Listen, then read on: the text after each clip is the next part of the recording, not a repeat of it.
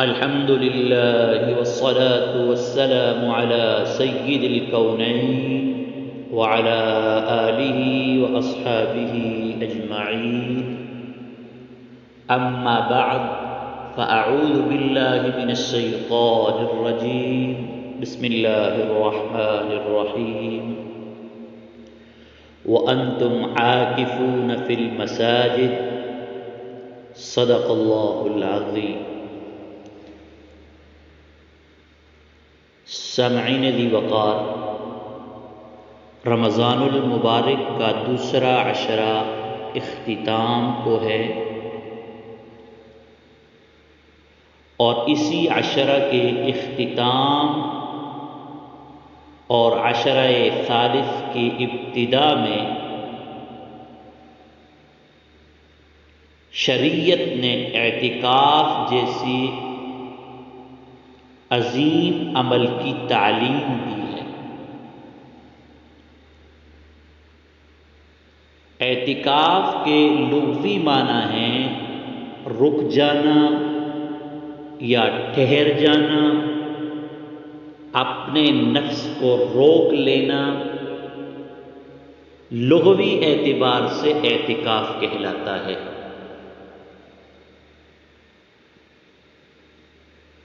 اور رمضان المبارک میں عبادت کی غرض سے مسجد میں رک جانا، ٹھہر جانا، یہ شریعت میں اعتکاف کہلاتا ہے۔ شرعی اعتبار سے رمضان المبارک کے آخری عشرہ میں مسجد میں رک جانے کو نیت کے ساتھ اعتکاف کہتے ہیں۔ ہاں، البتہ عورتوں کے لیے مناسب ہے کہ وہ اپنے گھروں میں اعتکاف کے لیے ایک الگ سے جگہ منتخب کر لیں، وہاں اعتکاف بیٹھ جائیں۔ عورتوں کا اعتکاف گھروں میں ہوگا۔ اعتکاف کی 3 اقسام ہیں، اعتکاف کی 3 قسمیں ہیں۔ نمبر 1 اعتکاف واجب، نمبر 2 اعتکاف مسنون علی الکفایہ، نمبر 3 نفلی اعتکاف۔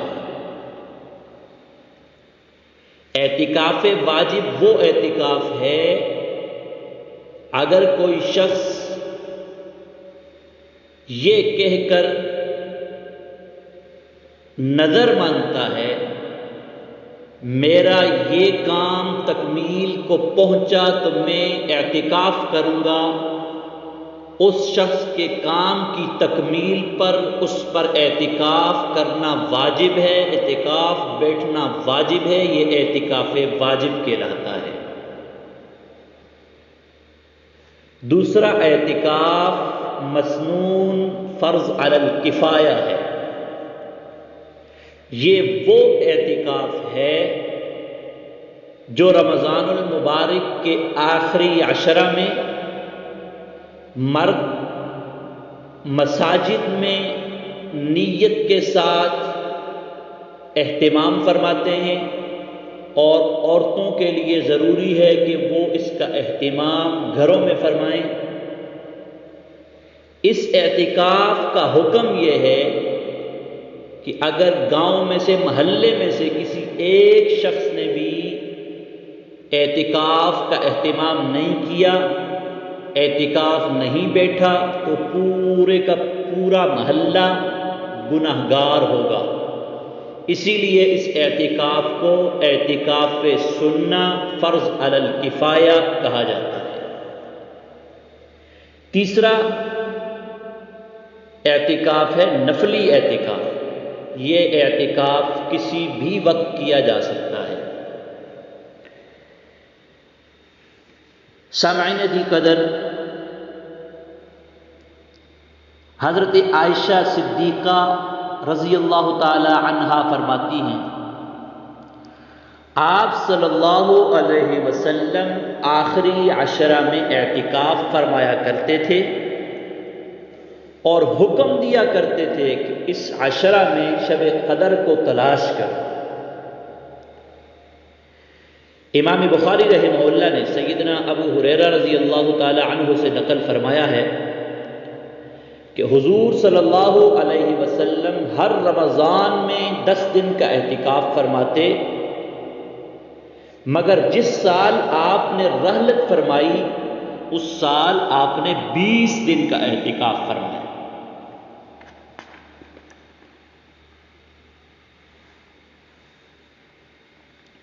سامعین عزیز وقار، رمضان المبارک کے آخری عشرہ میں اس اعتکاف کا اہتمام حضور صلی اللہ علیہ وسلم نے فرمایا اور حکم دیا کہ آپ اس عشرہ میں، اس اعتکاف میں لیلۃ القدر کو تلاش کریں۔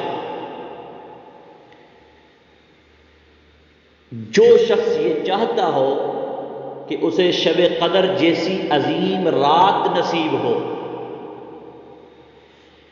جو یہ چاہتا ہو کہ شب قدر جیسی عظمتوں والی رات نصیب ہو، ایسے شخص کو اعتکاف بیٹھ جانا چاہیے اور اعتکاف میں خوب دعاؤں کا اہتمام کرے، عبادات کا اہتمام کرے اور اپنے رب کو ایسے منائیں کہ کہنے پر مجبور ہو جائیں۔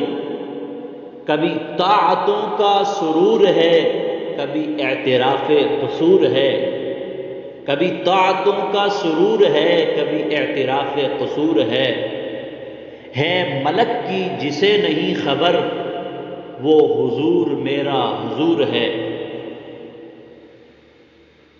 سامعین ذی قدر، اس اعتکاف کا اہتمام کرنے سے لیلۃ القدر جیسی عظیم رات میں عبادت کا موقع ملتا ہے، عبادت نصیب ہوتی ہے۔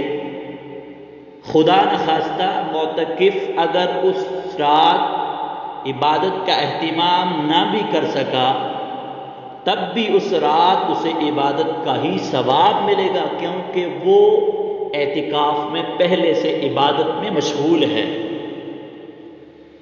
اس لیے میری تمام سامعین سے، احباب سے گزارش ہے کہ رمضان المبارک کی ان بابرکت ساعات کو، ان لمحات کو قیمتی بنائیں، اعتکاف کا اہتمام فرمائیں، کرونا جیسی وبا سے خلاصی کے لیے دعائیں فرمائیں، اللہ سے مغفرت طلب کریں، توبہ کریں اور اس وبا اور اس بیماری کے لیے دعا فرمائیں کہ اللہ رب العزت جلد پورے عالم سے اس بیماری کو ختم فرمائیں، اس وبا کو ختم فرمائیں۔